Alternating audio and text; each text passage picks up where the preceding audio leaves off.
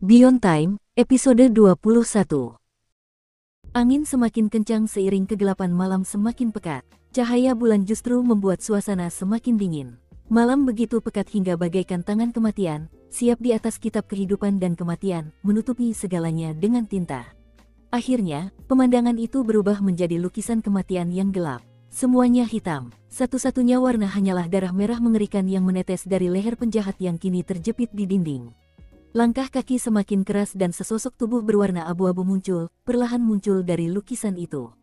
Saat sosok itu mendekat, darah yang mengalir itu menggantikan darah yang mengalir, dan menjadi sumber hawa dingin yang menusuk tulang di luar penginapan di Plank Spring Way. Bahkan, saking dinginnya, darah yang menetes itu seolah membeku. Pada saat yang sama, pupil mata pemilik penginapan mengecil saat ia menatap pendatang baru itu. Seorang pemuda berambut hitam tergerai. Ia tinggi dan ramping, dengan tatapan mata dingin yang sangat serasi dengan sudut-sudut tajam wajahnya. Ia tampak seperti pedang terhunus saat mendekat. Dia tak lain adalah Su King. Ekspresinya tenang saat ia berjalan melewati pemilik penginapan menuju mayat. Ia meraih karung penjahat, lalu mencabut belati dari dinding, memutarnya hingga memenggal kepala mayat. Saat mayat itu jatuh ke tanah, Su King menendangnya. Mayat itu terjatuh di depan pemilik penginapan yang berwajah muram. Suara mendesing terdengar saat anakonda itu muncul, mengintip melewati pemilik penginapan untuk melihat Su King. Matanya berbinar-binar. Aku yang traktir, kata Su King dengan tenang. Tampak sangat gembira, anakonda itu menelan mayat itu dan mengangguk pada Su King. Ini keterlaluan, Su King, kata pemilik penginapan tua itu sambil menatapnya dengan dingin. Su King menoleh ke arah lelaki tua itu, lalu menjentikkan pergelangan tangannya, melemparkan belatinya ke dalam kegelapan. Belati itu menembus angin, lalu memicu jeritan lain ketika penjahat kedua yang berlari menuju penginapan tertusuk di dahi. Kekuatan pukulan itu menghancurkan tengkoraknya, membuat darah dan tulang-tulangnya beterbangan kemana-mana. Tubuhnya terpental 6 meter ke belakang hingga jatuh terduduk. Melihat ini, alis pemilik penginapan terangkat. Ia kini tahu bahwa Su King sebenarnya lebih kuat daripada saat ia berada di Pulau Sealizat. Apa yang kau pikirkan? Kata pemilik penginapan itu dengan marah, urat-urat di dahinya melotot. Di saat yang sama, rasa bahaya mulai muncul dalam dirinya, menyebabkan tali-tali muncul entah dari mana dan melilitnya. Akan tetapi, saat tali itu muncul, api yang hebat meletus dari Su King, meningkatkan suhu begitu tinggi hingga tali itu melengkung menjauh darinya. Sekitar waktu itu, teriakan ketiga terdengar. Itu adalah penjahat ketiga. Begitu mendekati area tersebut, seluruh tubuhnya berubah menjadi hitam kehijauan, dan ia meninggal sesaat kemudian. Su King mengabaikan para penjahat yang mati itu dan malah mengamati leher pemilik penginapan itu sambil mencoba memutuskan apakah akan membunuhnya atau tidak. Pemilik penginapan itu menatap Su King, hatinya mencelos. Ia tahu alasan Su King datang, tetapi ia enggan menyerahkan ribuan batu roh begitu saja. Semua yang ia katakan hingga saat ini hanyalah harapan untuk meyakinkan Su King bahwa tas penyimpanan yang ia lemparkan kepadanya di Pulau Sealizat cukup berharga sehingga utang batu roh mereka dianggap lunas. Namun, fakta bahwa Su King belum mengatakan sepatah kata pun sejauh ini menunjukkan bahwa tawar-menawar sebanyak apapun tidak akan menenangkannya. Terlebih lagi, aura Su King dipenuhi dengan niat membunuh, yang membuat jantung pemilik penginapan tua itu berdebar kencang karena krisis yang mematikan. Jangan gegabah, Su King, serunya. Aku punya kartu truf. Itu penginapanku. Sebenarnya, itu hanya terlihat seperti penginapan. Padahal itu monster. Dia sedang tidur, tapi kalau bangun, puncak pertama akan bergerak untuk menghancurkannya. Dan kalau itu terjadi, tamatlah riwayatmu. Di belakangnya, seluruh penginapan bergetar, dan denyut energi yang mengerikan muncul dari meja, kursi, ubin, dan batu bata yang menyusunnya. Sepertinya penginapan itu benar-benar semacam grue, dan akan segera terbangun. Pupil mata Su King mengecil, dan sensasi krisis mematikan yang tiba-tiba muncul membuatnya mundur beberapa langkah. Adapun anakonda itu, ia berbaring di samping, mengamati dengan rasa ingin tahu, tetapi tidak ikut campur. Ia sepertinya berpikir jika Su King dan pemilik penginapan mulai berkelahi, tidak akan ada bahaya yang terjadi. Ketika ia menyadari apa yang terjadi di penginapan itu, kilatan keakraban muncul di matanya, dan ia menepuk-nepuk lantai penginapan dengan kepalanya seolah memberi salam. Kemudian dia melihat Su King sedang melihat ke arahnya, dan bergumam beberapa kali, sambil menganggukkan kepalanya, seolah-olah mengatakan bahwa pemilik penginapan itu berkata jujur. Aku bukan manusia, Su King, lanjut pemilik penginapan itu. Dan ini bukan penginapan biasa. Ini grue. Orang-orangku punya kekuatan untuk menidurkan Grue. Bertahun-tahun yang lalu, aku menidurkan benda ini dan membawanya ke Seven Blood Eyes. Aku berharap bisa menjualnya ke puncak pertama. Namun, mereka ingin aku menyimpannya di sini selama 10 tahun sebelum memberiku uang. Tidak ada pilihan lain, ditambah lagi mereka menawariku banyak uang, jadi aku setuju. Tapi itu tidak mengubah fakta bahwa aku miskin. Aku juga butuh sumber daya kultivasi. Lagi pula, aku berteman dengan Huang Yan. Lagi pula, aku pernah menyelamatkan nyawa Zhang San. Dan kapten dan aku saling berhutang nyawa. Jadi, jangan gegabah, Su King. Kita bisa berteman. Aku pernah memberimu informasi tentang penjahat yang dicari, ingat. Informasi itu asli. Aku tidak melakukan apapun untuk menyakitimu. Su King mendengarkan dengan muram. Lalu ia menatap penginapan itu. Baginya, penginapan itu tampak seperti mulut raksasa yang mengerikan, siap melahap apapun yang menghalangi jalannya. Ia sudah tahu sejak lama bahwa pemilik penginapan tua ini punya lebih dari yang terlihat. Dan ia selalu berasumsi pria tua itu punya kartu as. Itulah sebabnya ia selalu menahan diri untuk tidak mendekatinya. Tapi ia tak pernah menyangka bahwa kartu as pria itu adalah penginapan itu sendiri. Su King sempat ragu dengan bagian tentang penjualan penginapan ke puncak pertama. Namun, sensasi bahaya itu benar-benar nyata. Karena itu, Su King merasa tidak perlu mendesak masalah ini. Karena sangat berhati-hati, ia memutuskan untuk tidak mengambil tindakan lebih lanjut. Sebaliknya, ia akan mengawasi Plank Springway. Sambil menatap pemilik penginapan, ia menarik kembali niat membunuhnya dan dengan tenang berkata, "Berikan batu rohku." Merasa niat membunuh Su King telah sirna, pemilik penginapan mengeluarkan 3 catatan roh, masing-masing bernilai 1000 batu roh. Dengan jentikan jari, ia melemparkannya ke arah Su King. Su King mengamatinya, lalu pergi sambil membawa kepala para penjahat. Selama seluruh pertemuan itu, dia hanya mengatakan 2 hal. Sementara itu, anakonda itu bersuara beberapa kali ke arah Su King. Ia terdengar riang. Su King tidak menoleh ke belakang. "Diam," kata pemilik penginapan itu sambil mengeluarkan beberapa pil penawar racun generik dan meminumnya. "Dasar ular tak tahu terima kasih. Sekarang kita kehabisan batu roh, dan alih-alih merasa kasihan padaku, yang kau pedulikan hanyalah dia. Dia hampir membunuhku, dan penginapan ini hampir terbangun. Mendekut, kau pikir aku pantas mendapatkannya?" Pemilik penginapan itu tampak semakin marah, mengibaskan lengan bajunya, duduk, dan dengan geram mulai menghisap pipanya lagi. Ketika teringat kembali niat membunuh yang baru saja dirasakannya dari Su King, ia merasa takjub. Aura pembunuh pemuda itu bahkan lebih kuat dari sebelumnya. Entah apa yang terjadi di Pulau Sealizat. Aku harus bertanya-tanya. Sementara itu, Su King berjalan menyusuri malam sambil memikirkan apa yang baru saja terjadi. Ada banyak hal yang tidak biasa di dunia, dan meskipun ia tidak yakin cerita pemilik penginapan itu benar, yang ia tahu adalah bahwa rasa bahaya yang sangat besar dari penginapan itu nyata. Setelah berjalan cukup jauh, ia menoleh ke arah Plank Springway, lalu sepenuhnya menekan niat membunuhnya. Karena perahu dharmanya belum selesai, ia memutuskan untuk bermalam di divisi kejahatan kekerasan. Saat masuk, ia bertemu kapten, yang baru saja pulang setelah seharian bekerja. Ia sedang mengunyah apel sambil berjalan keluar. Ketika melihat Su King membawa 3 kepala terpenggal, ia tersenyum dan melemparkan sebuah apel kepadanya. "Kerja keras sekali," katanya. "Baru pulang dan sudah keluar menangkap penjahat. Apa kau bersenang-senang di laut?" Su King menangkap apel itu, lalu mengeluarkan uang kertas 100 batu roh dan memberikannya kepada kapten. "Aku baik-baik saja." Kapten menerima surat itu, lalu melompat ke bangku batu di dekatnya. Sambil berjongkok, ia berkata, "Kudengar ada sebuah pulau di dekat Kepulauan West Coral tempat banyak orang meninggal. Apakah Anda kebetulan ada di daerah itu?" Su King menggelengkan kepalanya. Sang kapten tersenyum dan melanjutkan memakan apelnya. Alih-alih melanjutkan topik sebelumnya, ia merendahkan suaranya dan berkata dengan dramatis, "Biar ku ceritakan tentang sebuah peristiwa yang sangat mengejutkan. Tepat setelah kau pergi, kami menemukan sebuah kasus besar. Semua murid membicarakannya. Sungguh mengerikan, sejujurnya." Pada titik ini, kapten menatap Su King, menduga dia akan menanyakan rincian. Su King hanya menatapnya kembali. Sesaat berlalu, lalu kapten mendesah, "Ah, Su King, kalau orang bicara seperti ini, kamu seharusnya bersikap ingin tahu. Dengan begitu, orang yang bicara denganmu tidak akan merasa malu, dan mereka akan merasa nyaman melanjutkan. Itu namanya sopan." Su King memikirkannya sejenak, lalu mencoba terlihat penasaran. Dengan wajah senang, kapten melirik sekeliling untuk memastikan mereka hanya berdua, lalu merendahkan suaranya lagi dan melanjutkan, ingat Kapten Biro Bumi, Unit 3. Duyung itu, yah, dia terbunuh. Divisi Kejahatan Kekerasan menangani kasusnya, tetapi mengingat itu bukan manusia, itu bukan prioritas utama. Korban memiliki pelindung Dharma, ditambah 2 sepupu, dan mereka sudah gila-gilaan mencoba melacak pembunuhnya. Ah, betapa kacaunya dunia tempat kita tinggal. Maksudku, orang itu adalah putra mahkota dari salah satu sekutu kita. Tapi mati ya mati, dan karena itu masalah besar. Ngomong-ngomong, cukup ngobrolnya, adik muda Su.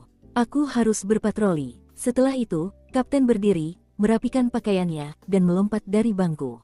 Saat hendak pergi, ia berhenti tepat di sebelah Su King, membungkuk, dan berbisik, para merfok dan 7 mata darah adalah sekutu. Jadi mereka diizinkan untuk mencari pelakunya. Kudengar juga, para merfok memiliki teknik magis yang memungkinkan kedua sepupu itu merasakan keberadaan si pembunuh. Mereka telah mencari selama lebih dari sebulan, dan telah menyelidiki setiap orang yang berhubungan dengan ikan itu. Aku yakin mereka akan menemukan pembunuhnya cepat atau lambat. Semua orang menunggu untuk melihat apa yang terjadi. Situasinya cukup menarik, memberikan senyum penuh teka-teki pada Su King, sang kapten pun pergi. Su King berdiri di sana sambil berpikir. Sesaat kemudian, matanya berkilat dingin. Setelah memutar kepala para penjahat dan menerima hadiahnya, ia menemukan tempat untuk bermeditasi. Keesokan paginya, saat fajar menyingsing, ia meninggalkan divisi kejahatan kekerasan. Sambil berjalan, ia melewati penjual manisan buah, tempat ia membeli tusuk sate. Kemudian ia menuju ke sebuah gang, tempat ia berhenti. Beberapa saat kemudian, seorang wanita mendekat dari belakang. Wanita itu begitu cantik hingga begitu memikat, dan begitu sampai di dekatnya, ia berlutut dan bersujud. "Tuanku," katanya, "ini informan yang disewanya saat pertama kali tiba di kota. Sampai saat ini, ia belum membutuhkan informasi apapun darinya, jadi ia belum memanggilnya." Sambil berbalik, dia menggigit manisan buah dan bertanya, apakah ada sesuatu yang besar terjadi baru-baru ini. Melihatnya makan dari tusuk sate buah manisan, wanita itu sedikit menggigil. Namun, sesaat kemudian, ia menatapnya dengan hormat dan berkata, ada 2 hal besar yang sedang dibicarakan semua orang. Yang pertama adalah kompetisi akbar puncak ke-7 yang akan datang, yang mereka adakan setiap 30 tahun. Kompetisi akbar selalu merupakan acara yang penuh kekerasan dan berdarah. Konon, mereka memilih sebuah pulau merfok sebagai lokasi turnamen terakhir, dan tempat itu menjadi merah karena darah. Setelah itu, mereka menjadi sekutu Seven Blood Eyes. Hal besar kedua juga berkaitan dengan kaum merfok. Salah satu putra mahkota mereka meninggal, dan kedua sepupunya telah mencari di distrik pelabuhan selama lebih dari sebulan, mencoba menemukan pembunuhnya. Orang-orang yang bekerja di jalanan biasanya paling tahu apa yang sedang terjadi. Setelah menjadi informan Su King, perempuan muda ini jelas telah bekerja keras mengumpulkan informasi. Karena itu, ia sangat senang dengan laporannya. "Ada lagi?" tanyanya. Informan itu berpikir sejenak, lalu berkata, "Bukan masalah besar. Meskipun begitu, saya pernah mendengar tentang sebuah sekte kecil yang pindah dari wilayah Seven Blood Eyes. Jarang sekali mendengar tentang hal semacam itu. Namanya Sekte Emas, entahlah." "Sekte Prajurit Vajra Emas?" tanya Su King. "Ya," katanya sambil mengangguk, "itu Sekte Prajurit Vajra Emas." Setelah mempertimbangkan semua informasi, Su King menyerahkan 5 batu roh kepadanya, lalu berbalik dan pergi. Bagi wanita muda ini, 5 batu roh adalah kekayaan yang luar biasa. Sambil terengah-engah, ia menatap kepergian Su King dengan rasa hormat yang bahkan lebih fanatik daripada sebelumnya. Begitu berada di luar gang, Su King mulai berjalan dan memikirkan Sekte Prajurit Vajra Emas. Mereka pindah, pikirnya, matanya menyipit. Lalu ia memikirkan situasi merfok. Kapten dan informannya pada dasarnya mengatakan hal yang sama, dan itu membangkitkan hasrat membunuh dalam dirinya. Kedua situasi ini merupakan bencana potensial. Setelah selesai bertugas hari itu, ia pergi ke aula sejarah laut untuk menyerahkan laporan tentang raksasa yang dilihatnya menarik kereta naga itu. Menurut aturan yang berlaku di aula sejarah laut, jika seseorang mengirimkan informasi baru yang terbukti benar, ia akan mendapatkan hadiah. Namun, hal itu mungkin membutuhkan waktu. Setelah selesai membuat laporan, hari sudah malam, dan ia pergi ke divisi transportasi. Di sana, dia mendapati Zhang San tampak kelelahan, tetapi di saat yang sama, sangat bersemangat. "Adik muda Su, aku benar-benar mengerahkan segenap tenagaku untuk Dharma buatmu. Aku belum pernah sebangga ini dengan pekerjaanku." Ia membawa Su King ke gudang dan membuka pintunya. Hal pertama yang dilihat Su King adalah perahu Dharma yang sangat menakjubkan. Panjangnya 300 meter, ditutupi kulit anjing laut, dan bersinar dengan cahaya hitam yang berkilauan. Ia berdenyut dengan energi lingkaran besar kondensasi Qi, dan memiliki pertahanan yang begitu kuat sehingga dapat dilihat dengan mata telanjang. Struktur dasarnya tidak berubah. Namun, kini terdapat 2 tanduk besar melengkung yang membentang di kedua sisi perahu. Tanduk-tanduk itu tampak ganas dan mengintimidasi, dan bahkan Su King pun begitu terpesona oleh penampilannya hingga pupil matanya mengerut. Yang lebih mencengangkan lagi, 8 layar itu kini berukuran 2 kali lipat lebih besar.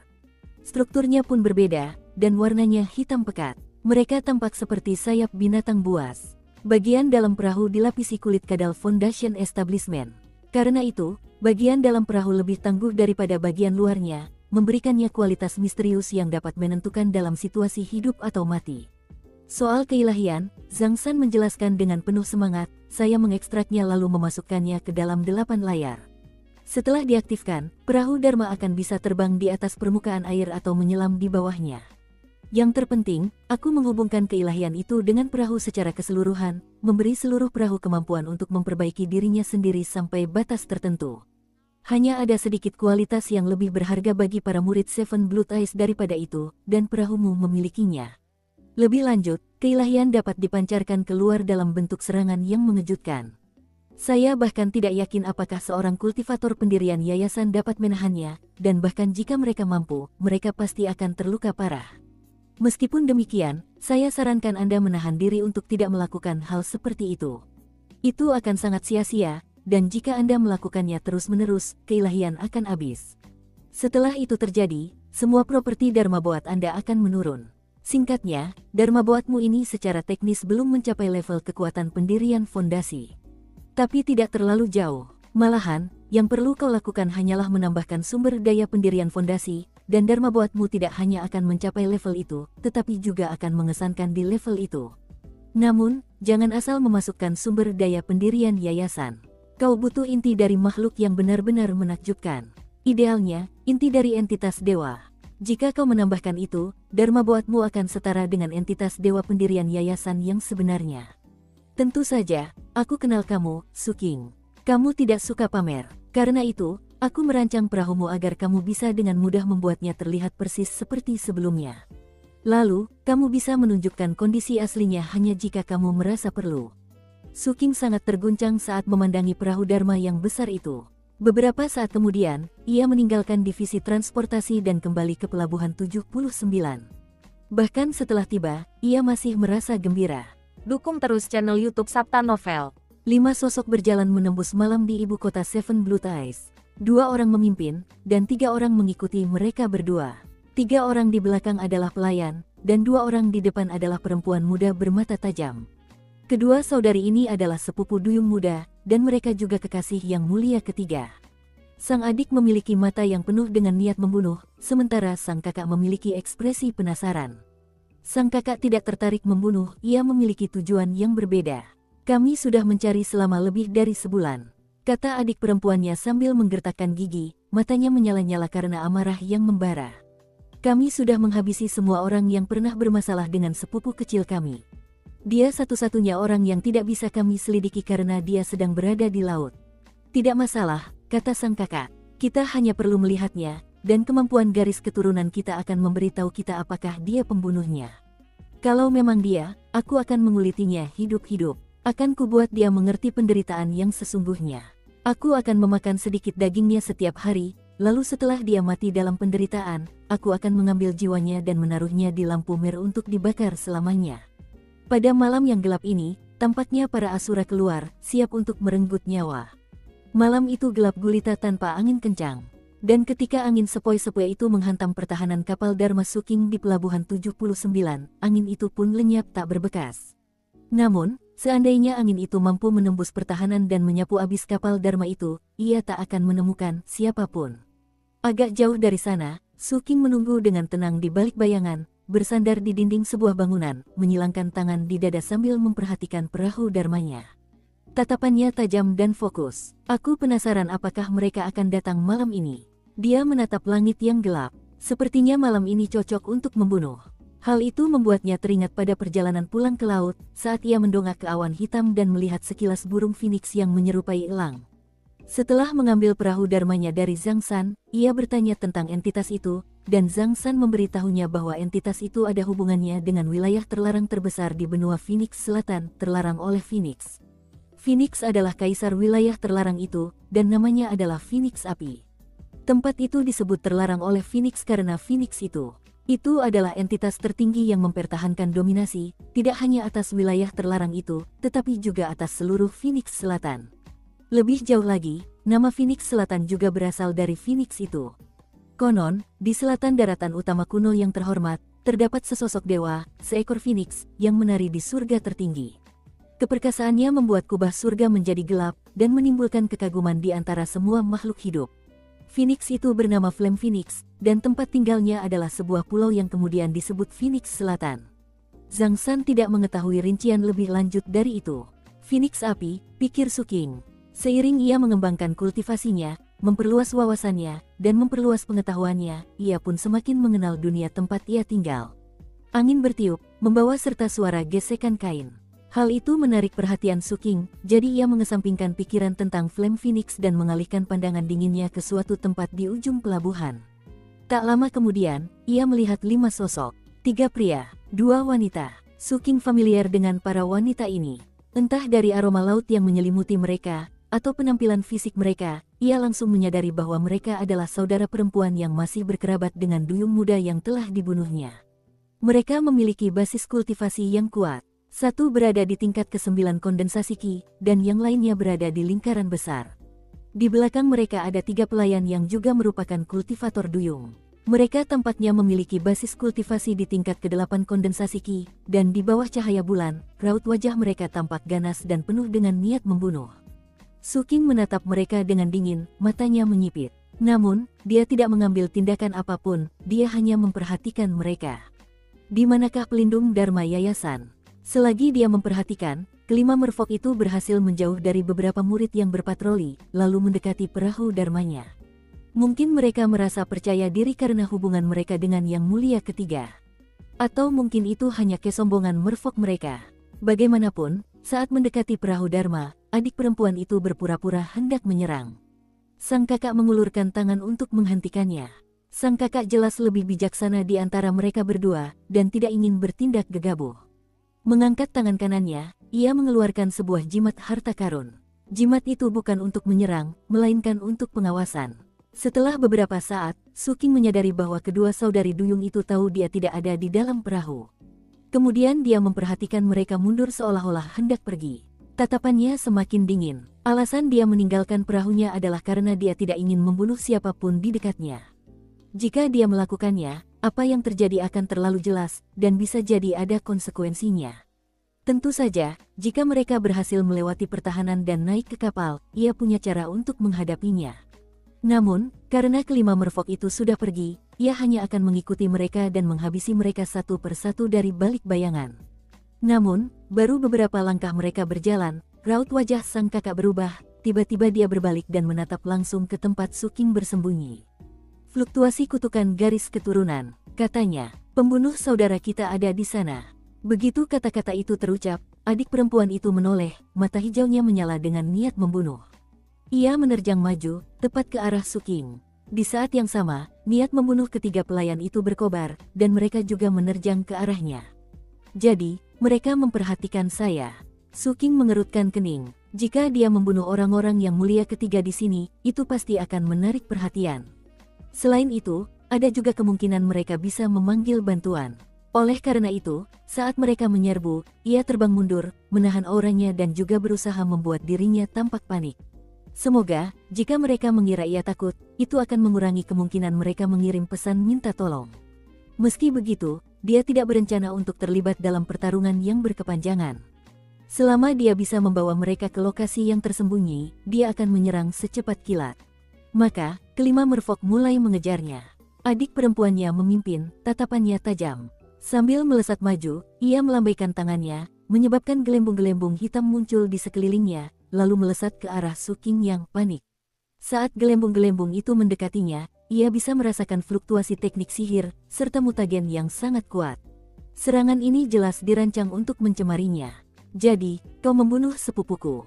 Sekarang setelah kami menemukanmu, aku akan membuatmu berharap bisa mati. Di belakangnya, ketiga pelayan merfok mengeluarkan harta karun yang berharga. Salah satu dari mereka membawa pedang tulang. Yang kedua menggunakan benda yang melapisi tangannya dengan sisik yang dengan cepat berubah menjadi duri beracun. Akhirnya, sebuah tumor muncul di punggung yang ketiga, tumbuh begitu cepat hingga menembus pakaiannya. Kemudian, tumor itu meledak, mengeluarkan awan gas beracun yang membentuk bayangan hantu jahat dan melesat ke arah Suking. Kakak perempuannya ada di paling belakang. Dia jelas yang paling berhati-hati di antara mereka, dan tidak ingin terlalu dekat dengan Suking. Dia membawa semacam jimat pelindung di tangannya. Suking tidak memperhatikan teknik sihir apapun yang digunakan. Sebaliknya, ia hanya mempercepat langkahnya. Saat mereka hendak menyerangnya, ia telah mencapai sudut terpencil pelabuhan. Tiba-tiba berhenti di tempatnya, ia berbalik, matanya penuh niat membunuh. Lalu ia melesat ke arah merfok, bergerak berkali-kali lebih cepat daripada beberapa saat sebelumnya. Dalam sekejap mata, ia sudah berada tepat di depan adik perempuannya yang sedang marah. Tanpa menghiraukan gelembung-gelembung dan mutagen itu, dan sebelum ia sempat bereaksi, ia menghantam dadanya. Ia berada di tingkat ke-9 kondensasi Ki, dan dianggap berbakat secara alami. Namun, kekuatan fisik Suking melampaui tingkat kondensasi Ki, dan kekuatan spiritualnya juga luar biasa kuat. Di sisi lain, tubuhnya seperti terbuat dari kertas. Sebuah dentuman terdengar, dan matanya terbelalak. Sebelum ia sempat berteriak, ia hancur berkeping-keping. Darah menyembur ke kiri dan ke kanan saat seluruh tubuhnya kecuali kepalanya meledak. Cahaya biru menyelimuti kepalanya, membuatnya tetap hidup dan melesat mundur. Melihat itu, Suking melemparkan tusuk sate besinya ke arah kepala. Tanpa kehilangan momentum, ia terus maju menuju kultivator duyung dengan pedang tulang. Wajah kultivator itu berubah muram ketika Suking mengulurkan tangan, meraih pedang, dan memutar pergelangan tangannya. Terdengar suara retakan saat pedang itu patah. Kemudian Suking menggunakan ujung pedang yang patah untuk menusuk leher duyung itu. Pelayan ini berada di tingkat ke-8 kondensasi Ki, tetapi itu tidak menghentikan darah yang menyembur kemana-mana saat ia meninggal. Situasinya belum berakhir. Suking melompat maju, menghampiri petugas dengan tumor di punggungnya dan gumpalan gas beracun. Petugas itu mencoba mundur, tetapi sebelum ia sempat melangkah lebih dari beberapa langkah, ia tiba-tiba berubah menjadi hitam kehijauan. Kemudian darah menyembur keluar dari mulutnya dan ia pun mati karena racun. Ternyata, racunnya tidak seefektif racun Suking. Petugas ketiga sangat terkejut hingga gemetar. Ia berencana menjerit. Namun, sebelum sempat, sejumlah tetesan air muncul di sekelilingnya, yang kemudian menghantamnya, meremukkannya hingga menjadi bubur. Saat ini, tusuk besi itu telah mencapai perisai cahaya biru yang melindungi kepala adik perempuannya. Perisai itu luar biasa kuat, dan berhasil mencegah tusuk sate menembusnya. Namun, kekuatan di balik tusuk sate itu begitu dahsyat sehingga mengirimkan gelombang kejut menembus perisai, menghancurkan setengah kepala. Meski begitu, itu tidak cukup untuk membunuh putri duyung itu. Sambil berteriak, ia memanfaatkan momentumnya untuk terus terbang menuju kakak perempuannya. Semuanya terjadi dalam waktu yang dibutuhkan percikan api untuk melesat dari sepotong batu api. Suking menyerang dengan ganas, membunuh ketiga pelayannya, lalu menghunus belati dan bergegas dengan kecepatan tinggi menuju sang kakak. Wajah sang kakak dipenuhi teror dan ketakutan yang tak tertandingi. Bahkan, ia hampir tak percaya adiknya berada di ambang kematian. Berkat kehati-hatiannya, harta jimat pertahanan, dan fakta bahwa ia berada di lingkaran besar kondensasi Ki, ia tidak sampai diracuni. Terlebih lagi, serangan satu belati pun tak akan cukup untuk menembus harta jimatnya. Sebuah ledakan keras terdengar saat pertahanan jimat itu bergetar hebat. Sang kakak benar-benar terkejut. Ia tak pernah menyangka bahwa Harbor 79 yang tampak biasa saja bisa memiliki entitas yang begitu mengerikan di dalamnya. Tingkat kecakapan tempur ini hampir setara dengan Foundation Establishment. Lalu ia berpikir tentang bagaimana ia sengaja memprovokasi orang ini. Kulit kepala sang kakak terasa geli, dan ia mengutuk sepupunya yang sudah meninggal dalam hati. Mati ya mati, kenapa kita harus memprovokasi pembunuh kejam seperti ini? Di saat-saat genting itu, tanpa ragu sedikit pun, ia mengeluarkan jimat lain dan melemparkannya sekuat tenaga. Suara gemuruh bergema saat jimat itu berubah menjadi ekor ikan raksasa yang menerjang Suking. Memanfaatkan kesempatan itu, sang kakak mencengkeram kepala adiknya yang terengah-engah, lalu mengerahkan seluruh kekuatan kultivasinya untuk berbalik dan lari. Ekspresinya dipenuhi ketakutan, dan dalam hatinya, ia hanya bisa memikirkan satu hal, lari. Jika ia bisa lari cukup jauh, mungkin para pelindung Dharma akan muncul. Mereka telah sepakat sebelumnya untuk melakukannya. Bahkan, saat ia melesat menjauh dari Suking, ia mengeluarkan slip giok transmisi untuk mengirim pesan kepada mereka. Namun, ia tidak punya waktu untuk memeriksa apakah pesannya diterima. Dengan basis kultivasinya yang terbakar maksimal, ia mengeluarkan jimat ketiga untuk menembus dinding air yang dibangun oleh Suking. Suara ledakan terdengar dari kiri dan kanan. Biasanya, seseorang pasti menyadari keributan ini di pelabuhan. Namun, itu adalah sudut terpencil, dan Suking telah membangun tembok air untuk meredam suara pertempuran. Suking tak butuh waktu lama untuk menghadapi ekor ikan raksasa itu. Dengan wajah muram, ia menatap Putri Duyung yang melarikan diri, lalu mulai mengejarnya. Ia melesat maju dengan kecepatan penuh, bahkan menggunakan jimat terbang untuk memastikan ia bergerak bagai sambaran petir tepat ke arahnya. Malam itu setenang air mati. Angin bertiup setajam mata pisau. Suking mengiris malam yang sunyi bagai pedang. Pertarungan telah dimulai, dan Suking tidak peduli lagi. Para kultivator merfolk telah mengejarnya, dan karena itu, ia akan membunuh mereka. Tak masalah jika mereka berhubungan dengan Yang Mulia Ketiga. Karena mereka telah menyerangnya, ia sudah siap menghadapi Yang Mulia Ketiga jika terpaksa. Skenario terburuk, setelah ia membunuh para merfolk, ia bisa meninggalkan Seven Blood Eyes dan pergi ke laut. Ia sebenarnya tidak ingin melakukan itu, tetapi karena situasinya sudah mendesak, ia akan melakukannya jika terpaksa. Saat itu, ia melaju kencang, semakin dekat ke Putri Duyung. Sayangnya, Putri Duyung itu memiliki basis kultivasi yang sangat kuat dan banyak harta karun jimat. Ia juga membakar basis kultivasinya saat mencoba melarikan diri. Saat ia semakin dekat, Putri Duyung itu tiba-tiba mengeluarkan 3 harta karun jimat yang tampaknya berfungsi seperti jimat terbang. Dalam sekejap mata, dia melaju dengan kecepatan yang mencengangkan, meninggalkan Suking di belakangnya saat dia melesat menuju pelabuhan tertentu. Meskipun sudah agak jauh dari Suking, ia tetap merasa gelisah. Sejak ketiga pelayannya terbunuh, dan adiknya terluka parah, ia diliputi kecemasan yang amat mendalam. Kekejaman Suking membuatnya semakin takut akan keselamatannya.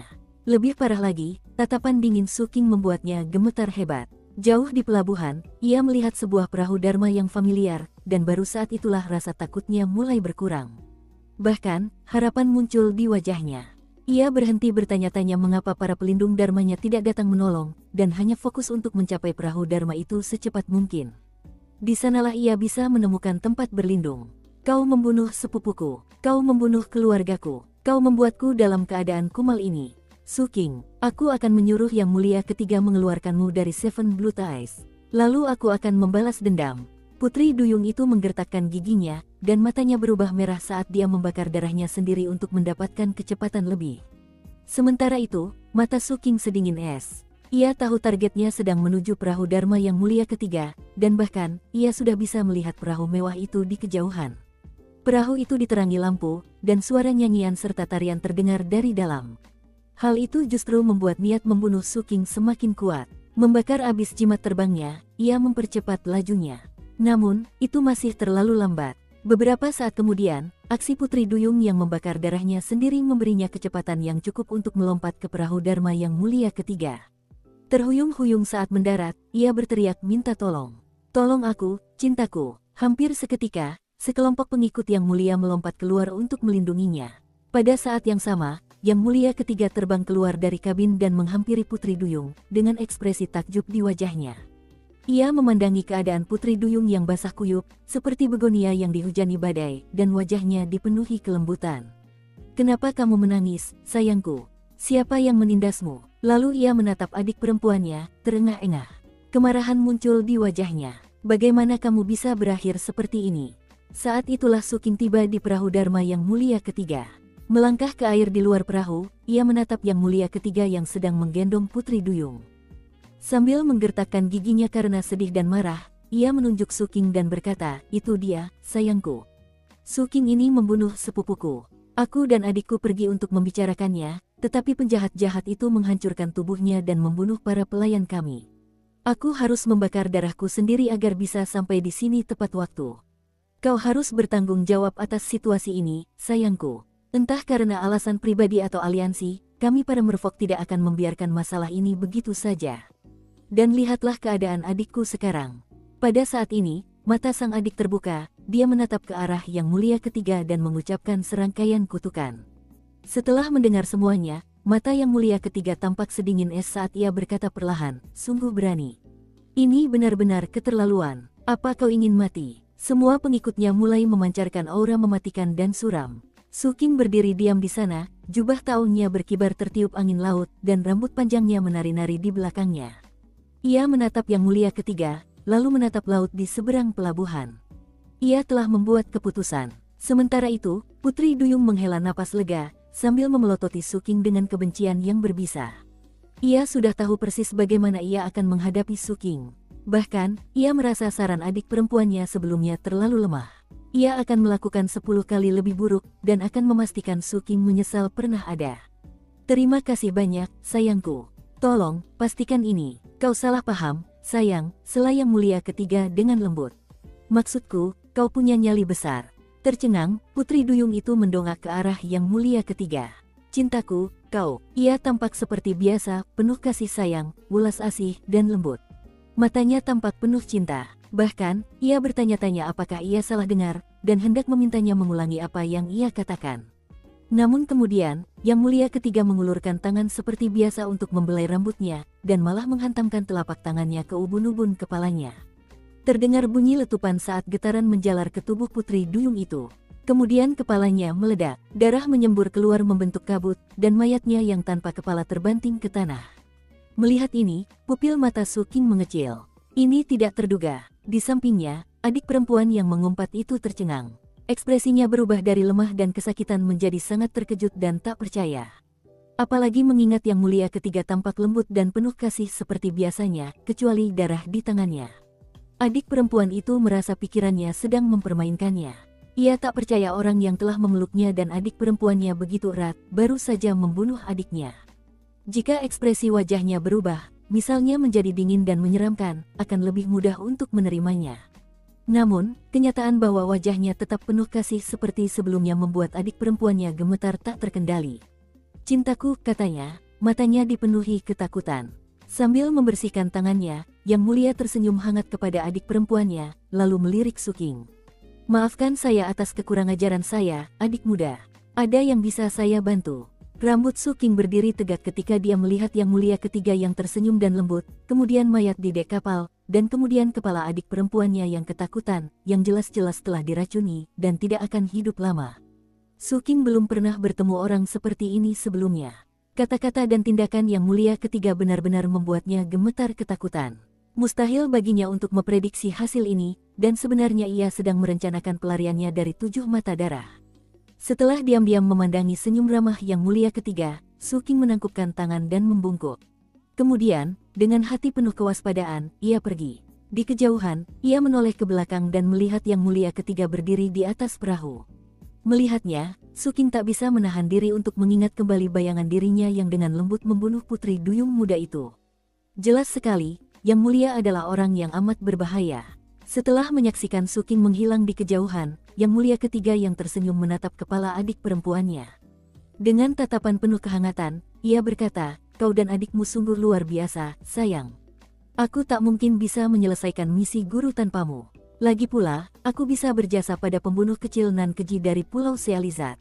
Lumayan juga. Aku semakin menyukaimu sekarang." Menanggapi kata-kata hangatnya, ekspresi adik perempuannya berubah menjadi ketakutan yang luar biasa. Kemudian, ia membuka mulut untuk berbicara. Sebelum ia sempat, Yang Mulia Ketiga mengangkat kakinya dan menghentakkannya. Kepalanya pun meledak. Dengan wajah menyesal, ia berkata, "Ai, sekarang aku hanya bisa menikmati kelembutanmu dalam kenanganku." Para pengikut di sekitarnya menundukkan kepala, dan bahkan tak berani menatap Yang Mulia Ketiga. Mereka mulai membersihkan darah dari dek. Tak lama kemudian, dek tampak seperti baru.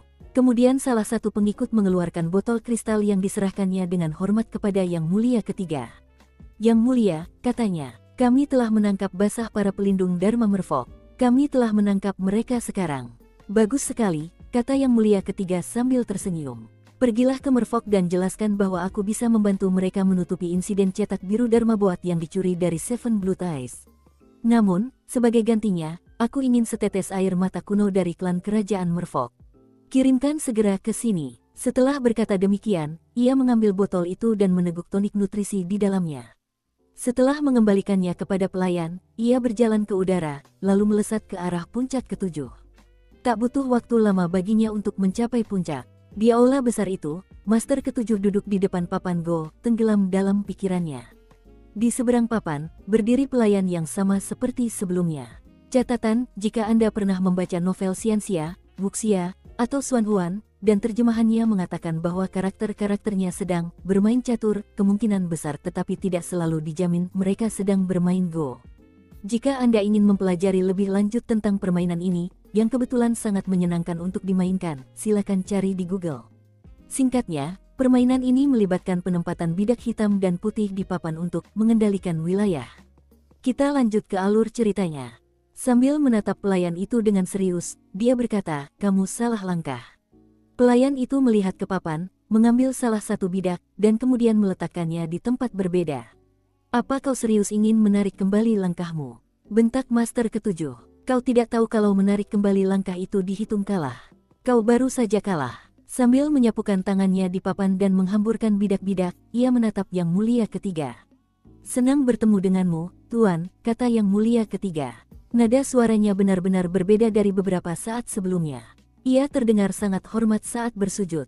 "Apa yang terjadi?" tanya Master ketujuh dengan tenang. "Tuan, saya sudah sampai pada inti permasalahan Duyung.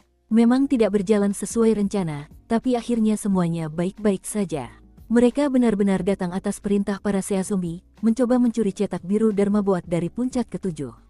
Kami menangkap basah mereka. Aku juga memastikan bahwa, untuk menjilat para Sea Zombie, para Merfolk diam-diam membangun menara mayat untuk dipersembahkan sebagai upeti darah.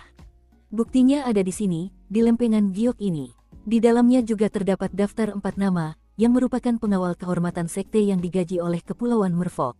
Setelah itu, Yang Mulia Ketiga menyodorkan lempengan giok dengan kedua tangannya.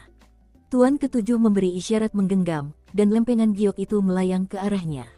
Setelah melihat daftar nama, wajahnya menjadi dingin. Namun, ia tidak mengatakan apa-apa.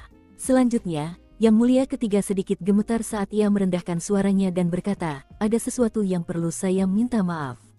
Pangeran Duyung itu membunuh beberapa anak rakyat jelata. Dia bekerja sama dengan dua sepupunya yang lebih tua.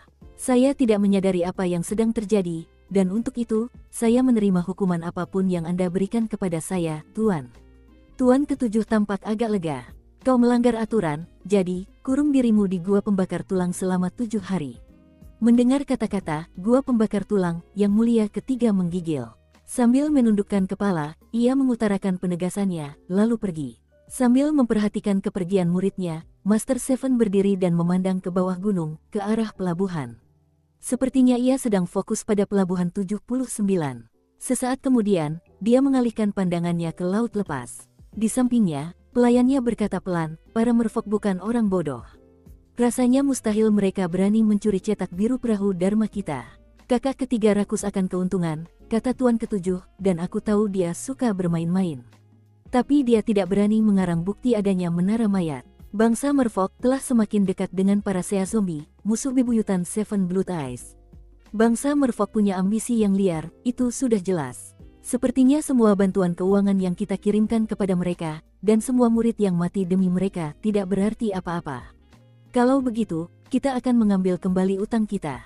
Pokok dan bunganya." Catatan, istilah Mandarin yang saya terjemahkan sebagai "kakak ketiga" adalah bentuk sapaan umum yang digunakan untuk memberi peringkat anak-anak atau murid magang dalam situasi seperti ini. Kakak tertua adalah anak tertua, kakak kedua adalah anak tertua kedua, dan seterusnya. Atau dalam hubungan magang, kakak tertua adalah murid magang yang peringkatnya lebih senior. Kita lanjut ke alur ceritanya. Mata Tuan ketujuh berbinar dingin saat dia menatap ke arah laut lepas. Berdiri di puncak-puncak ketujuh, guru ketujuh menatap laut dengan dingin untuk waktu yang lama.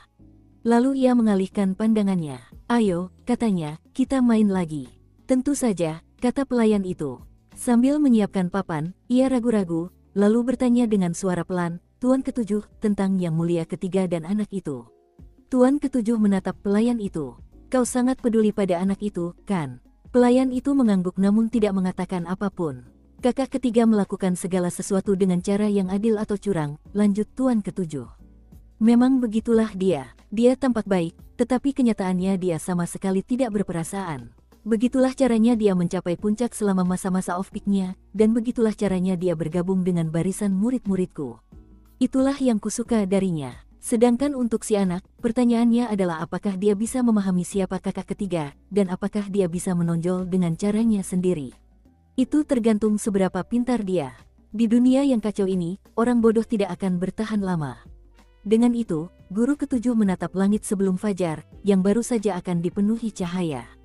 Di bawah kubah surga yang sama, di pelabuhan 79, Suking duduk di perahu dharmanya untuk merenung. Saat matahari terbit, mengusir kegelapan cahaya, matanya berbinar-binar. Pertama, 30 tahun yang lalu, selama kompetisi besar, para merfolk menjadi sekutu Seven Blood Eyes. Wajar jika kedua pihak tampak bersatu, tetapi memiliki perbedaan pendapat yang mendasar. Saat insiden di toko Six Peak, merman muda itu jelas takut pada Yang Mulia kedua. Hal itu tampaknya menunjukkan bahwa ia terlibat dalam pembantaian para merfolk di kompetisi 30 tahun yang lalu. Dukung terus channel YouTube Sabta Novel. Kedua, murid-murid penguasa puncak-puncak ketujuh mungkin tidak akan terang-terangan menentang keinginannya. Sikap Yang Mulia kedua terhadap para merfolk menunjukkan bahwa keadaan mereka tidak berjalan baik. Lalu, Yang Mulia ketiga benar-benar membunuh beberapa merfolk. Semua ini tidak sulit untuk dipahami. Kecuali, mengapa Yang Mulia ketiga mengundang para merfolk ke Seven Blood Eyes, lalu membunuh mereka. Dan juga, mengapa dia melakukannya tepat di depanku. Yang Mulia ketiga punya motif lain. Jika aku jadi dia, keadaan apa yang akan memotivasiku untuk melakukan hal seperti itu? Apa yang akan membuatku membunuh seseorang di hadapan orang lain? Mata Suking menyipit saat dia menyadari ada satu jawaban yang jelas. Hanya ada satu hal yang masuk akal, yaitu jika aku ingin memeras merfolk. Aku butuh semacam daya ungkit untuk melawan mereka. Dan jika tidak ada daya ungkit, maka aku perlu menciptakan daya ungkit itu. Aku hanya akan membunuh seseorang yang ada saksinya jika hal itu menguntungkan. Dengan begitu, aku bisa memeras merfolk sekaligus mendapatkan bantuan. Asumsinya, saksi itu haruslah penting. Suking teringat kembali senyum misterius di wajah kapten ketika ia bercerita tentang insiden di Pulau Sealizat. Jelas pria itu punya beberapa saluran rahasia untuk mendapatkan informasi. Jika kapten punya cara untuk melakukannya, Yang Mulia juga pasti punya. Terlebih lagi, Suking tidak lupa bagaimana seseorang telah mengunci posisinya ketika ia melarikan diri dari Pulau Sealizat. Ia tidak dapat mengidentifikasi orang di balik itu ketika ia sedang melaju kencang di bawah air, tetapi saat ini, matanya berbinar-binar saat ia memikirkan teori tentang siapa orang itu. Fakta bahwa Seven Blood Eyes membiarkan semua ini terjadi sepertinya menunjukkan bahwa mereka ingin menyerang merfolk. Bagaimanapun, sudah waktunya bagiku untuk pergi dari sini untuk sementara waktu. Suking tidak tahu pasti apakah analisisnya benar. Karena itu, ia akan pergi sebentar untuk berjaga-jaga jika ada konsekuensi dari kejadian baru-baru ini. Baru setelah kejadian itu berlalu, ia akan kembali. Lagi pula, ia sudah sangat dekat mencapai tingkat ke-10 kondensasi Qi. Setelah itu, ia akan mencapai terobosan ke tahap pendirian yayasan, yang akan membuatnya memenuhi syarat untuk kehidupan onpeak, dan juga memberinya hak untuk berbagi keuntungan Seven Blood Eyes. Itu berarti ia akan memiliki penghasilan bulanan minimal 5.000 batu roh selama Seven Blood Eyes berdiri. Sejak mendengar hal itu, ia langsung tertarik dengan kemungkinan tersebut. Tentu saja, bertahan hidup lebih penting. Oleh karena itu, tanpa ragu ia memilih untuk meninggalkan sekte tersebut. Lagi pula, ini adalah kesempatan yang baik untuk menyelesaikan sesuatu yang telah lama mengganggunya. Yaitu, prajurit Vajra Emas Patriark. Hanya dengan membunuhnya, Suking dapat benar-benar tidur nyenyak di malam hari.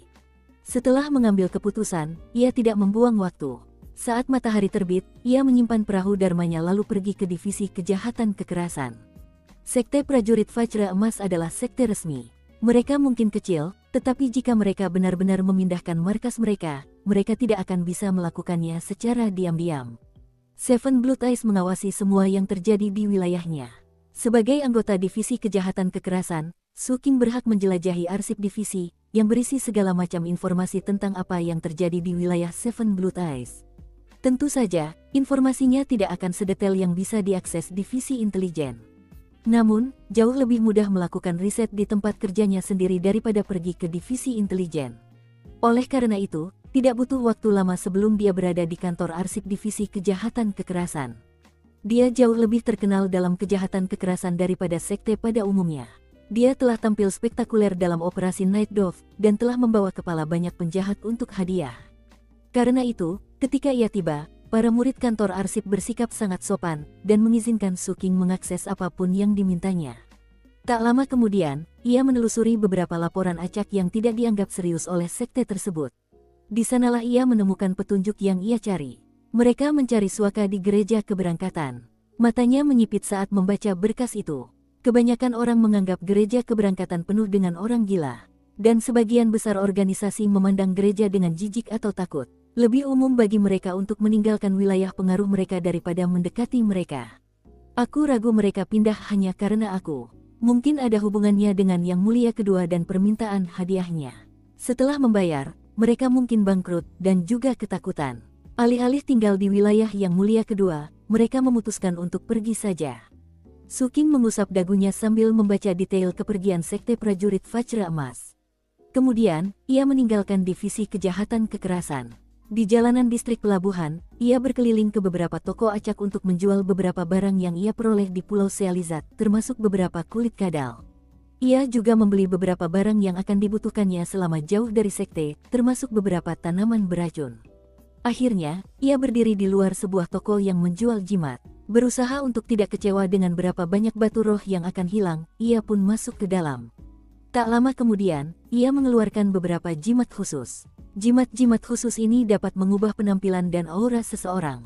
Meskipun efeknya tidak sempurna, cukup baik untuk apa yang ingin Su Qing lakukan. Saat itu tengah hari, dan meskipun musim dingin akan segera tiba, posisi geografis Seven Blood Eyes memastikan musim dingin pun tetap hangat. Lagi pula, matahari bersinar terang di sini sepanjang tahun. Berjalan di bawah sinar matahari itu, Su Qing memasuki sebuah gang. Ketika ia keluar dari ujung gang yang lain, ia tampak berbeda. Ia tidak tampan, melainkan seperti pria parubaya berwajah pucat dan panjang. Dan alih-alih jubah tao, ia mengenakan jerkin biasa. Fluktuasi basis kultivasinya juga berbeda.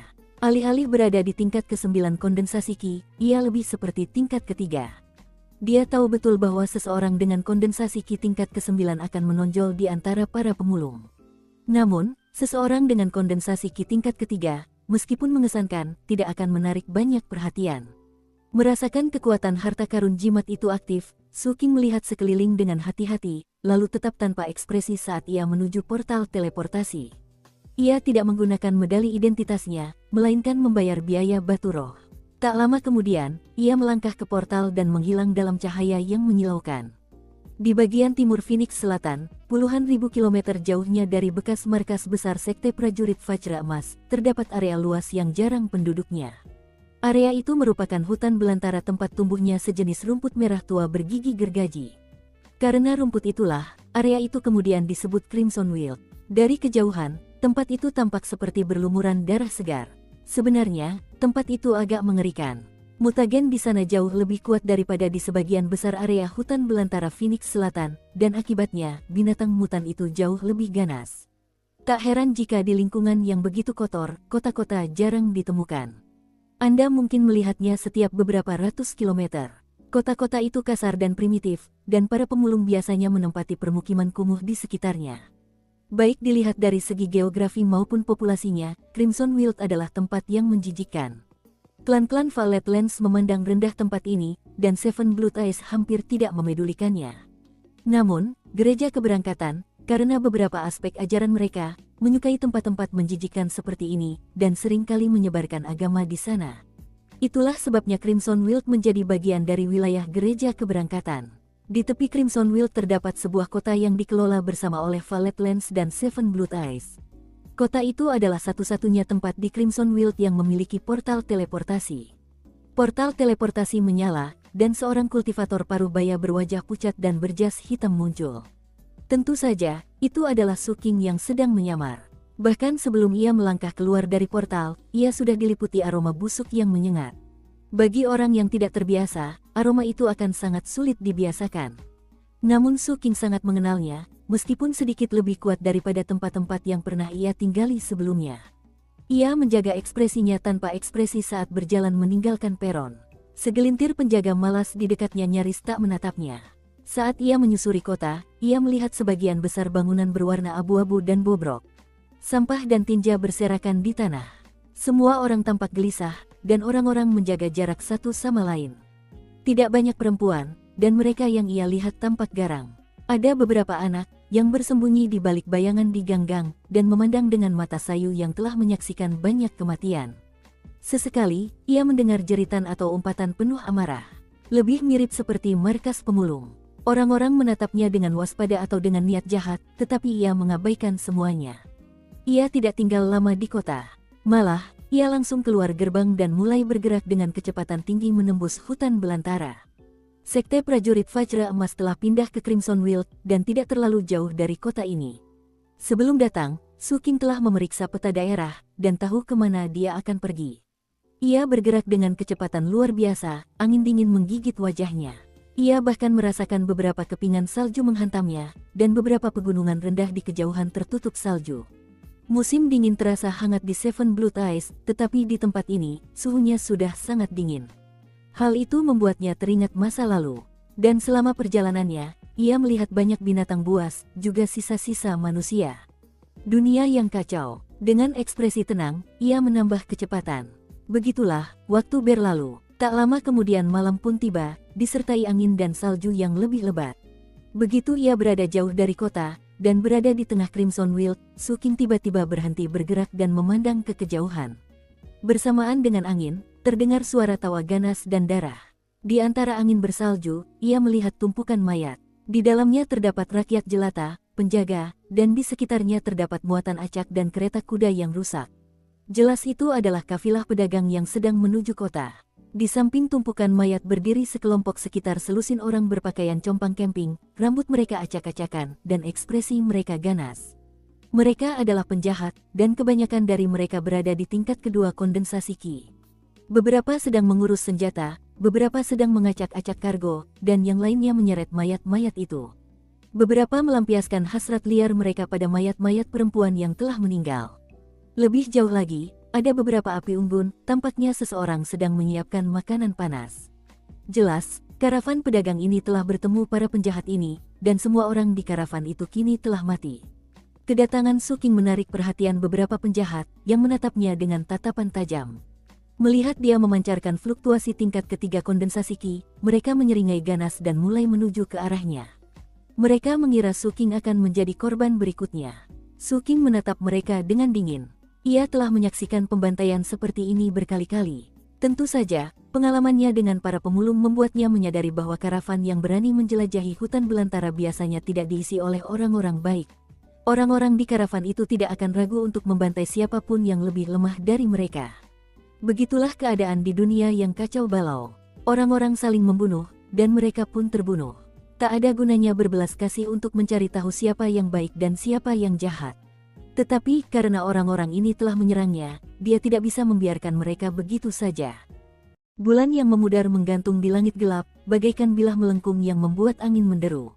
Angin itu menerbangkan serpihan salju yang berserakan di tanah dan membengkokkan rumput merah Crimson Wild. Darah segar berceceran di sana-sini saat Su King melangkah maju bak hantu. Belatinya berkilauan dalam kegelapan saat menebas satu demi satu penjahat. Kejahatan dalam darah itu tak mampu mencairkan dinginnya, juga tak mampu menghangatkan angin salju. Bahkan rumput merah pun tampak membencinya, membungkuk hingga darah menetes ke tanah. Mayat demi mayat berjatuhan diterpa angin dingin. Belati Su King menjadi cahaya terakhir yang akan mereka lihat. Dengan setiap langkah, ia membunuh. Ketika belatinya menebas leher pemulung terakhir, kengerian di mata pria itu memudar menjadi kegelapan. Kemudian Su King berdiri di sana dikelilingi mayat-mayat yang berjatuhan. Setiap orang meninggal karena satu tebasan. Setiap luka ada di tenggorokan. Menggorok leher adalah cara termudah dan tercepat untuk membunuh seseorang. Namun, cara itu melibatkan banyak darah, dan Su King mengerutkan kening melihat banyaknya darah yang terciprat ke pakaiannya. Namun, niat membunuh di matanya tidak berkurang oleh darah yang menempel di pakaiannya.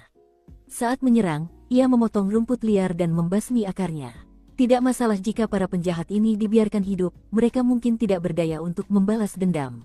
Su King tidak menyukai kecerobohan, dan dia tidak menyukai potensi bencana. Lagi pula, ia sedang menghadapi masalah yang mengganggunya. Akibatnya, ia tak mampu membiarkan siapapun membicarakannya. Sambil mendongak, Suking mencengkeram belatinya dan mulai berjalan menuju sumber suara keributan. Di depan, tempat memasak sedang berlangsung. Di sekeliling panci terdapat 8 penjahat yang sebelumnya sedang menikmati sup. Namun setelah pembantaian yang baru saja terjadi, mereka kini menatap Suking dengan ketakutan. Dia menatap kembali ke arah mereka. Di tanah di antara kedua kelompok itu, terdapat jejak mayat-mayat yang terseret. Kecuali, tak ada mayat yang terlihat. Hanya pakaian yang robek. Mayat-mayat itu, yah, Suking tahu persis di mana mereka berada. Bau daging di udara sudah tak asing lagi baginya. Ia pernah mencium bau yang sama saat tinggal di daerah kumuh. Lagi pula, orang pertama yang pernah ia bunuh adalah seseorang yang mencoba memakannya. Sambil melangkah maju, Suking terus menatap 8 orang di sekitar panci. Wajah mereka muram saat mereka terhuyung mundur untuk melarikan diri. Namun, bahkan yang tercepat di antara mereka hanya terpaut beberapa langkah sebelum sebuah tusuk sate besi hitam melesat di udara bagai kilat, menusuk kepalanya dan menembus sisi lainnya. Suking mulai melangkah lebih cepat. Belatinya berkilau di bawah sinar bulan, bahkan lebih dingin daripada salju di sekitarnya saat ia menggorok leher pemulung kedua. "Teman, jangan begitu." Kepala melayang. "Maaf, kami tidak tahu siapa Anda. Kami bisa memberikan hadiah." Darah mengucur dari leher yang teriris. "Mati kau, bodoh." Sebuah kepala meledak. Pembantaian itu berlangsung selama 5 tarikan napas. Setelah itu, semuanya hening. Bulan yang sunyi bersinar, dan salju berhamburan tertiup angin. Mayat-mayat bersimbah darah, mengubah tanah menjadi merah. Itu benar-benar Crimson Wild. Sambil mengamati mayat-mayat itu, Suking membersihkan bilah pedangnya dan mengeluarkan bubuk penghancur mayat. Tak lama kemudian, mayat-mayat itu telah melebur menjadi darah. Ia melihat ke panci besar, lalu memadamkan api di bawahnya. Tiba-tiba dia memperoleh pemahaman lebih baik tentang mengapa banyak sekali orang yang berjuang untuk hidup di ibu kota Seven Blood Eyes, meskipun biaya hidup selangit yang harus dibayarkan setiap hari. Dalam dunia yang kacau ini, kehidupan manusia tidak berarti apa-apa. Sambil berbalik, dia meneruskan perjalanannya. Malam semakin larut, angin semakin kencang, dan salju semakin turun. Saat kepingan salju melayang turun di sekelilingnya, angin mengangkat rambut panjangnya ke belakang dan mencoba menyelinap ke dalam pakaiannya. Sambil mengerutkan kening, ia merapatkan pakaiannya, meludahkan salju dari mulutnya, dan terus berjalan. Malam telah berlalu. Keesokan paginya saat fajar, dia melihat sebuah gunung di kejauhan. Crimson Wild sebagian besar berupa dataran, tanpa banyak gunung. Dan beberapa gunung yang ada biasanya lebih mirip bukit daripada gunung. Namun, ini memang gunung sungguhan, meskipun tidak setinggi markas asli Sekte Prajurit Vajra Emas. Baik dari segi kemewahan maupun faktor intimidasi, gunung ini tidak sebanding. Suking bisa melihat beberapa bangunan di gunung, tetapi secara keseluruhan, tempat itu tampak agak kosong. Sepertinya juga tidak banyak murid. "Ini Sekte Prajurit Vajra Emas," gumamnya. Berdasarkan informasi yang ia gali, gunung ini memang markas baru Sekte Prajurit Vajra Emas. Jelas, tidak semua orang di sekte itu bersedia beradaptasi dengan lingkungan baru. Apalagi mengingat Crimson Wild begitu kejam dan gersang. Dan mengingat mereka baru berada di sini dalam waktu singkat, Sekte Prajurit Vajra Emas saat ini tampak cukup sedih. Namun, Suking tetap waspada. Hanya karena sekte itu tampak tidak baik-baik saja, bukan berarti ia bisa bersantai. Ia tidak tahu seperti apa keadaan di dalam sekte itu, dan ia juga tidak akan tahu sampai ia melihatnya sendiri. Karena itu, alih-alih melakukan sesuatu yang spesifik, ia akan meluangkan waktu untuk mengamati. Seperti seorang pemburu, dia akan tetap sabar. Berpaling dari sekte, ia meninggalkan area itu dan menemukan markas pemulung terdekat, yang berjarak sekitar 50 km. Markas itu jauh lebih ramai daripada Sekte Prajurit Vajra Emas, dan bahkan dari kejauhan, Suking dapat mendengar suara-suara kehidupan yang riuh. Sebelum terlalu dekat, ia mengeluarkan mantel bulu tuanya dan mengenakannya. Ia juga mengambil lumpur dari tanah dan mengolesi wajahnya. Mengingat tatapan mata yang waspada dan penampilan fisiknya, ia tampak sangat mirip pemulung biasa. Setelah memastikan penyamarannya sempurna, ia memasuki kamp. Ada penjaga di luar, tetapi mereka hanya meliriknya sekilas saat ia lewat. Rasanya mustahil mengatakan Suking menyamar sebagai pemulung. Kenyataannya, ia memang pemulung.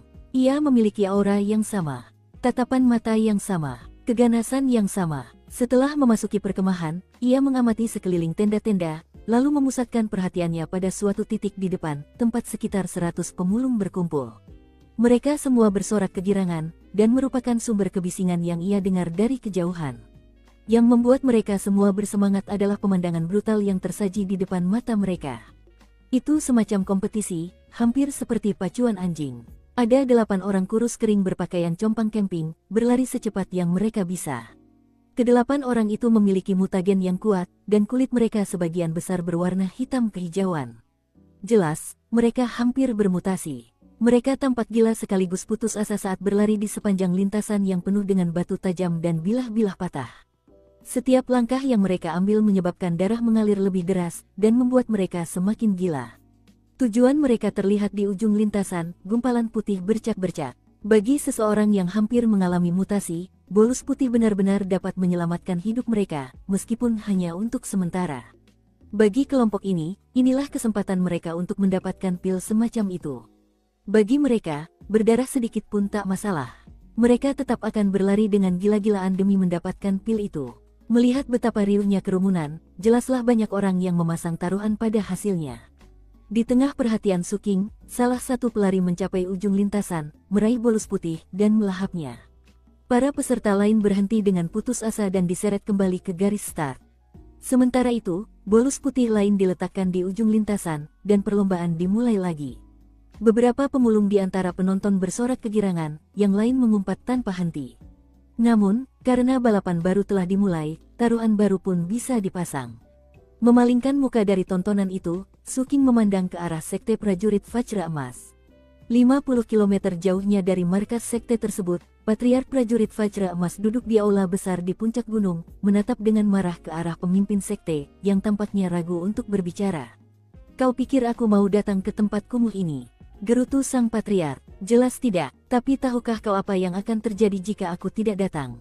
Perempuan jalang sialan dari puncak ketujuh itu benar-benar jahat. Hadiah permintaan maaf itu menguras separuh tabunganku. Lalu ada Kit, yang sedang naik daun di Seven Blue Eyes.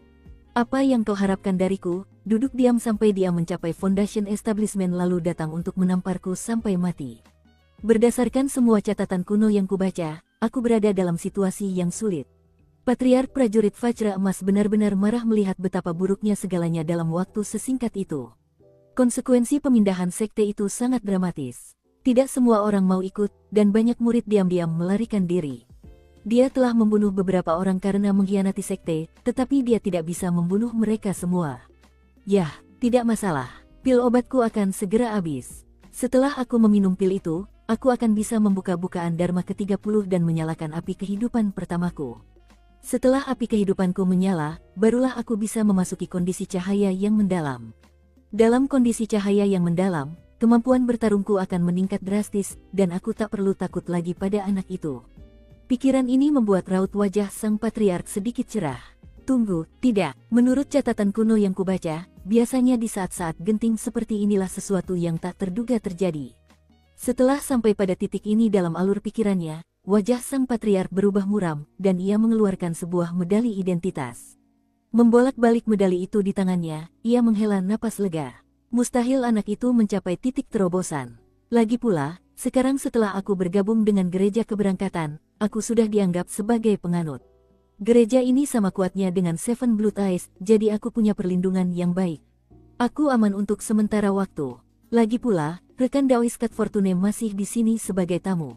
Ia menatap medali identitas yang telah ia beli dengan susah payah, dan merasa sedikit lebih baik. Namun, medali itu saja tidak cukup, jadi setelah memindahkan sektenya ke sini, ia mulai mengundang teman-teman untuk tinggal di sekte tersebut selama beberapa waktu sebagai tamu. Tentu saja, setiap tamu yang datang perlu diberi hadiah. Sampai saat ini, dia telah memberikan undangan kepada semua orang yang dikenalnya, meski dia hanya sekadar berkenalan. Satu kesalahan saja bisa menghancurkan segalanya. Sambil mendesah, dia menatap kosong ke kejauhan. Saat matahari menyinarinya, dia tampak lebih tua dari sebelumnya. Suking sama sekali tidak tahu bahwa Patriark prajurit Vajra Emas sedang merintih dan mendesah di markas sektenya. Kembali di markas pemulung, ia membeli sebuah tempat tinggal kecil agar ia punya tempat untuk beristirahat saat dibutuhkan.